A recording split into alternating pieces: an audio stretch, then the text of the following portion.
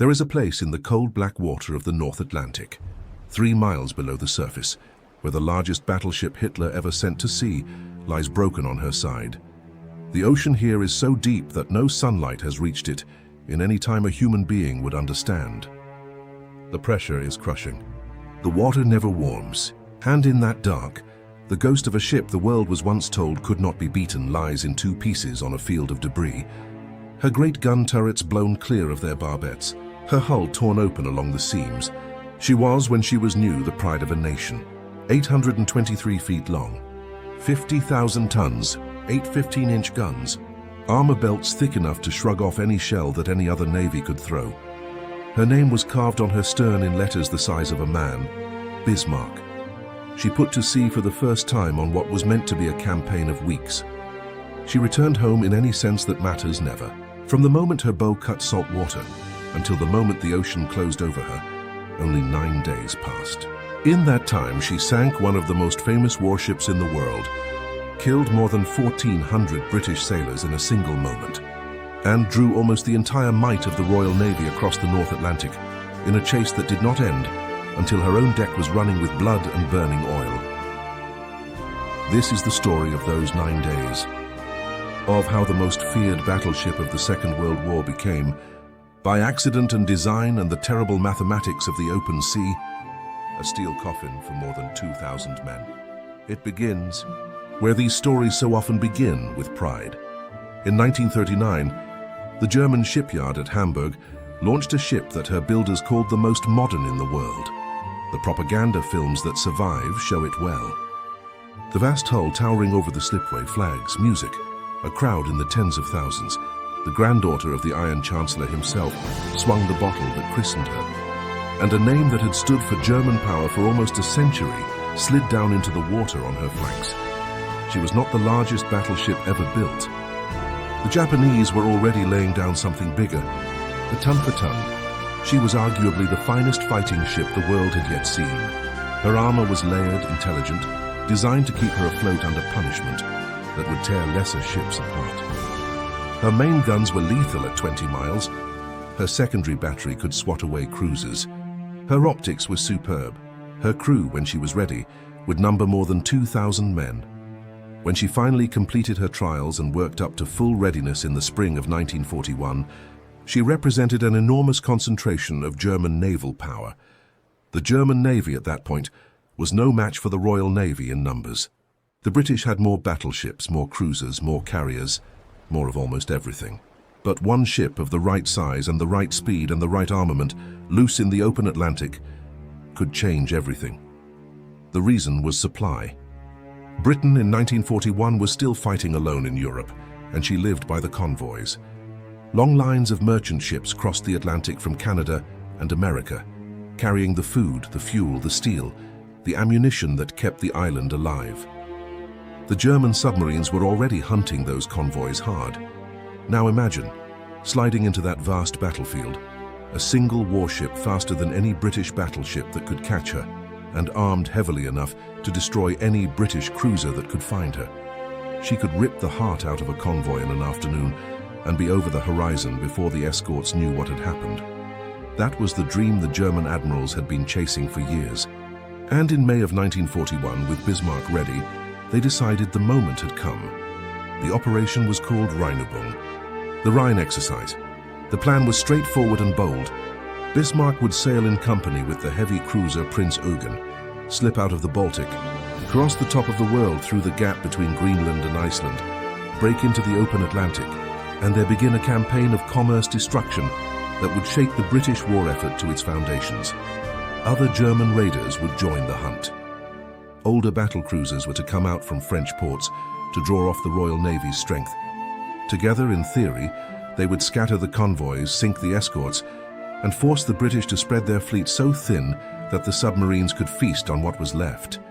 It was, on paper, ambitious. It was in practice already coming apart before the first lines were cast off. The older battle cruisers were not ready in time. The submarine support was thinner than promised. The weather over the North Atlantic was unpredictable, and the British had a habit by now of reading German radio traffic far better than the German command suspected. But the order came down from the top, and Bismarck and Prince Eugen weighed anchor and stood out to sea, and the great chase began. They were spotted almost at once. A Swedish cruiser, neutral and watching, saw them passing through the Kattegat and reported them. The report made its way, by routes the British were very good at, to London. Within hours, reconnaissance flights were searching the Norwegian coast. Within a day, a Spitfire had photographed Bismarck and Prince Eugen at anchor, in a fjord near Bergen, taking on fuel. The British now knew. They did not know exactly where the German ships were headed, but they could guess. There were really only two options: through the Iceland-Faroes Gap, or around the Torp through the Denmark Strait. The Royal Navy began to move its heavy ships to cover both routes. Among the ships ordered north was a name that every sailor in Britain knew: the pride of the Royal Navy. The battle cruiser HMS Hood was, in 1941, the most famous warship in the world. She was old. She had been launched at the end of the First World War, and she carried a design philosophy from that earlier age. She was beautifully proportioned, more than 800 feet long, fast, sleek, with the look that battleships in storybooks were meant to have. Between the wars, she had toured the world, shown the flag, been photographed and painted and modeled in tin and lead for boys in every corner of the empire. To the British public, she was not really a warship at all. She was an idea. She was the Royal Navy. But Hood was a battle cruiser, not a battleship. The difference mattered enormously. A battleship trades speed for armor. A battle cruiser trades armor for speed. Hood was fast, but her deck armor in particular was thinner than the armor of the great Bismarck-class ships now coming out to meet her. The Royal Navy knew this. There had been plans to modernize her, to add layers of protection, but the war had come too soon, and the work was never done. In May of 1941, this beautiful, beloved, half-modernized warship was sent north into the freezing waters between Greenland and Iceland, in company with a brand new battleship called Prince of Wales, to intercept whatever was coming.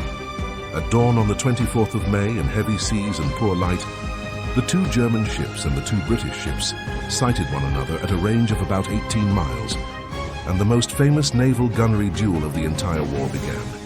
The fight that followed lasted only a few minutes. Hood opened fire first. Her shells fell short, then long, then short again, trying to find the range. Bismarck and Prince Eugen returned fire, and they were good. Their gunnery was, by any measure, superb. Within minutes, a shell from Prince Eugen had set a fire on Hood's deck. The British battle cruiser was racing in, trying to close the distance, trying to bring her guns to bear at a range where her thinner deck armor would matter less. She never made it. At about 6 in the morning, at a range of around 15 kilometers, a salvo from Bismarck straddled HMS Hood. What happened next has been argued over for 85 years. The most widely accepted explanation is that one or more of those 15-inch shells punched through Hood's vulnerable upper armor, plunged down into one of her aft magazines, and detonated thousands of tons of cordite and high explosive in a single instant. Witnesses on the surviving British ship Prince of Wales saw a column of flame rise from Hood that seemed to reach the clouds. A pause. And then the entire stern of the battle cruiser came apart in a tower of fire and smoke and falling steel. The forward section of the ship rose into the air, hung for a moment with her bow pointed at the sky like an obscene salute, and then slid down stern first into the freezing sea. In less than 3 minutes, she was gone. Hood had carried 1,418 men. 3 of them were pulled from the water alive. The shock in Britain was beyond anything words can quite describe. The pride of the Royal Navy, the warship every boy in the country could draw from memory, had been blown apart by a German battleship most of the public had never heard of. In an afternoon, a piece of the national soul had been torn out of the country. In the Atlantic, the surviving British battleship Prince of Wales, herself damaged and her own guns malfunctioning, broke off the engagement and turned away. The 2 German ships were free to continue, but Bismarck too had been hit. In the brief duel, Prince of Wales had landed at least 3 shells on the German flagship. The damage was, in cold technical terms, not catastrophic, but it was serious. 1 shell had punctured a fuel tank, contaminating a portion of her oil and leaving a thin, traceable trail of leaking fuel on the water behind her. Another had flooded compartments forward, putting her down by the bow, and the German admiral on board now had a decision to make. Continue with the raiding mission as planned, In a ship damaged and trailing fuel, or break off, head for occupied France and put into a French port for repairs. They chose in the end to head for France. It was the right decision in the circumstances. It was also a decision that would kill them, because the moment Bismarck turned southeast toward France, every British warship in the North Atlantic began moving to intercept her. A wounded battleship, even one as powerful as Bismarck, is not a battleship that can fight her way through the entire Royal Navy. She had to slip past, hidden in the vast grey wastes of the Atlantic, and reach French air cover before the British could pin her down. Prince Eugen was detached to continue the raiding mission alone. Bismarck pushed on south alone, and then for 31 hours, she vanished. What happened in those 31 hours is one of the strangest chapters of the chase. The shadowing British cruisers, working at the edge of their radar's range, lost contact in heavy weather. Without ships actually seeing Bismarck, the Royal Navy had to guess where she was going. The natural assumption was France, but there were other possibilities. She might have turned back north toward Norway. She might have gone for a German tanker rendezvous in the central Atlantic. The British did not know, and so the search fanned out. Battleships, cruisers, destroyers, aircraft from carriers and from shore, spread out across hundreds of thousands of square miles of grey, empty ocean. Each of them looking for a single dot on a vast and storm-grey sea. For more than a day they found nothing. In London, the strain was unbearable. Bismarck was somewhere. She was running for France. She was, with each passing hour, getting closer to the cover of German aircraft, where the Royal Navy would not be able to follow her in. If she made it, she would have to be hunted out of a fortified base, at terrible cost, and Britain's whole maritime war would be hostage to her every sortie. And then, on the morning of the 26th of May, a single seaplane changed everything. A Catalina flying boat, lumbering through low cloud at the edge of operational range, broke into a patch of clear air and saw a great grey shape on the sea below. The pilot, a Royal Air Force flight officer, with an American naval observer co-piloting from the United States Navy, made a careful identification. It was the right size. It was the right color. It was alone. It was Bismarck. The signal went out instantly. Within hours, the entire vast British search was redirecting toward that single point on the chart. But there was a problem. The closest British heavy ships were now too far behind to catch her before she came under German air cover. Bismarck was fast. She was wounded, but she could still make a respectable speed. If the chase came down to a simple race, the Germans were going to win it. There was only one chance left. Slow her down, damage her engines, damage her steering, make her somehow easier to catch. And there was, in range, exactly one weapon that could try. The aircraft carrier HMS Ark Royal had been racing north from Gibraltar with the British force known as Force H. She carried, on her flight deck, biplanes. They were called Swordfish. They were, even by the standards of 1941, embarrassingly old. Open cockpits, fabric wings, top speed barely over 100 miles an hour. The kind of aircraft you might expect to see at an air show as a curiosity. Not on the deck of a frontline warship. Each one carried a single torpedo, in appalling weather, in heavy seas, with the Ark Royal pitching so badly that her flight deck was rising and falling 30 feet at a time. The Swordfish took off and flew into the storm to find Bismarck. The first wave got hopelessly lost in cloud and very nearly attacked a friendly British cruiser by mistake. They returned without striking the German flagship. A second wave was launched. These pilots found her. Bismarck saw them coming. Her anti-aircraft gunners opened up. Vast columns of water rose around the lumbering biplanes as the German shells burst near them.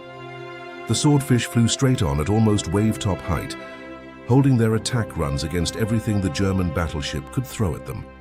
One pilot afterwards said that the German gunnery, while intense, was clearly aimed for faster aircraft. The Swordfish was so slow that the German fire control kept leading them too far ahead. The torpedoes had to be released at very close range. The biplanes had to fly through the gunfire to do it. Astonishingly, none of them were shot down and one of the torpedoes hit. It struck Bismarck in just about the worst possible place. The torpedo exploded against her stern, in the area of her steering gear. The blast jammed her rudders hard over to one side, and damaged the steering machinery beyond any repair that could be done at sea. She could no longer steer. She could still make full speed. Her engines were fine. Her guns were fine. Her armor was untouched. But she could only turn in great helpless circles, and no matter what her engines did, the sea and the wind were now pushing her slowly, helplessly, away from France and back toward the British. Her captain understood at once what had happened. He sent a signal home that has been quoted ever since. The ship was unmaneuverable. They would fight to the last shell. Long live Germany. Long live the Führer. He knew in plain language that he was going to die in that ship. So did every man on board. Through the long night that followed, British destroyers harassed the crippled battleship from the dark, firing torpedoes that mostly missed, taking fire from her secondary battery, scoring perhaps a hit, perhaps not. The accounts disagree. Bismarck wallowed in the heavy seas, fighting back when she could see anyone to fight, waiting for daylight, waiting for the British battleships to arrive. At first light on the 27th of May, 1941 they did. Two of the heaviest ships in the Royal Navy, King George V and Rodney, came up over the horizon with their main batteries ready. Cruisers stood off at a distance to add their fire. The air filled with the rising whine of incoming shells. What happened over the next 90 minutes is hard to read. The British were under orders to sink Bismarck at any cost. The Germans were under orders not to surrender. So the battle that followed was not really a battle in any normal sense. It was an execution. Rodney's 16-inch guns, fired from inside 10 miles, began to walk along Bismarck's superstructure, smashing rangefinders, gun directors, fire control. King George V pounded her in turn. Within 20 minutes, Bismarck's own gunnery, which had been so deadly only days before, had gone almost entirely silent. Her main turrets were jammed, smashed, or out of action. Her command tower was a ruin. Officers and ratings were being killed in their hundreds. The British battleships closed the range, then closed it again. Eventually, they were firing at her from a few miles. Like a pair of executioners standing over a wounded man with rifles, Bismarck would not sink. This is one of the strangest, most haunting facts of the whole engagement. Hour after hour, the largest guns in the Royal Navy hammered her, and still the great grey hull stayed afloat. Her armor, in death as in life, was doing exactly what it had been designed to do. The shells were tearing apart everything above the armor belt, killing the men, wrecking the equipment. But the ship herself, gutted and burning, refused to go down. Inside, in the burning compartments, the surviving German officers gave the order to abandon ship. They also gave another order, to open the scuttling charges and the seacocks, to finish what the British seemed unable to finish, to deny the enemy a trophy. How much that order mattered in the end is one of the longest-running arguments in naval history. The British have always believed they sank her. Their torpedoes and shells, they argued, would have finished her off in any case. The Germans, the survivors, the wreck itself when it was finally examined, all suggest the scuttling charges did real work. The truth, almost certainly, is that both are right. She was already dying. Her own crew helped her die a little faster. At a little after 10 in the morning, on the 27th of May, 1941, Bismarck rolled over onto her port side, drifted upside down for a moment, and slid stern first into the cold Atlantic. She had been at sea for 9 days. In the water around her, hundreds of men were still alive. There were, by the most reliable estimates, perhaps 800 German sailors swimming in the wreckage when Bismarck went under. Many of them were wounded. The water was cold enough to kill a healthy man in hours. The British cruisers and destroyers moved in to pick them up.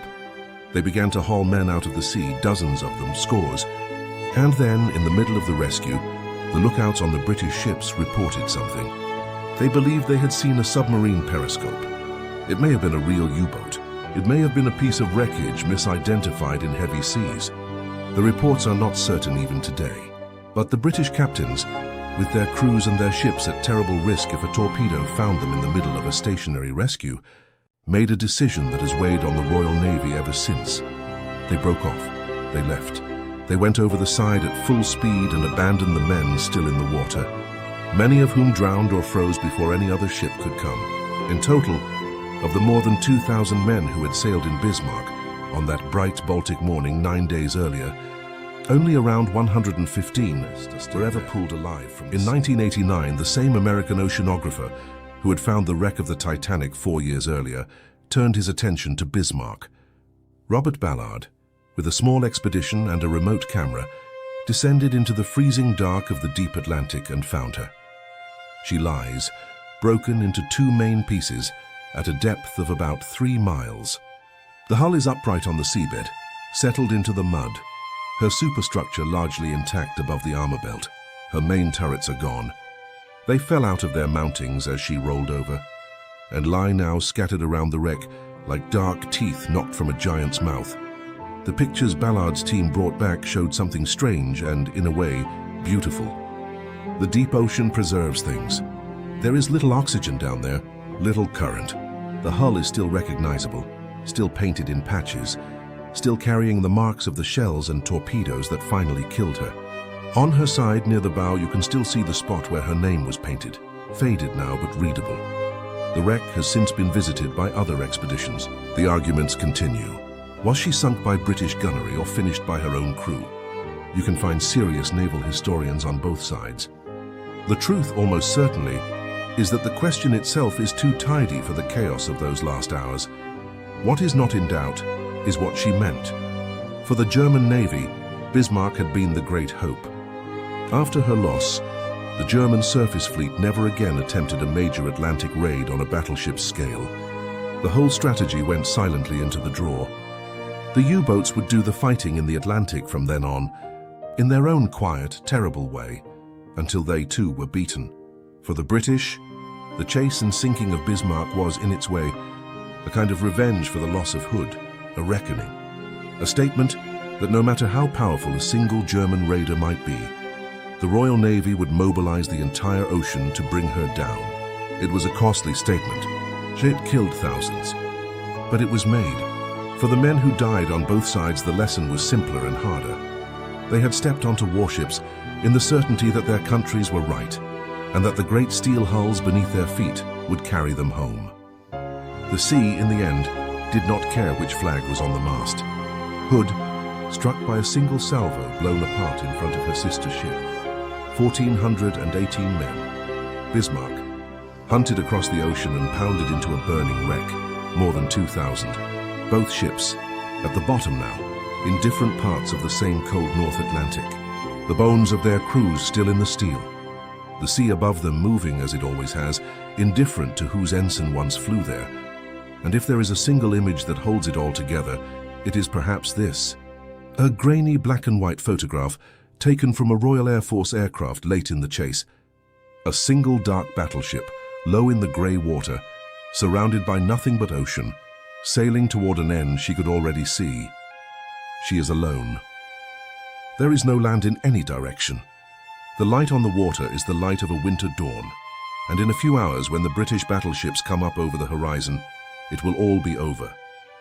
The pride of a fleet, the hope of a navy, the lives of 2,000 men,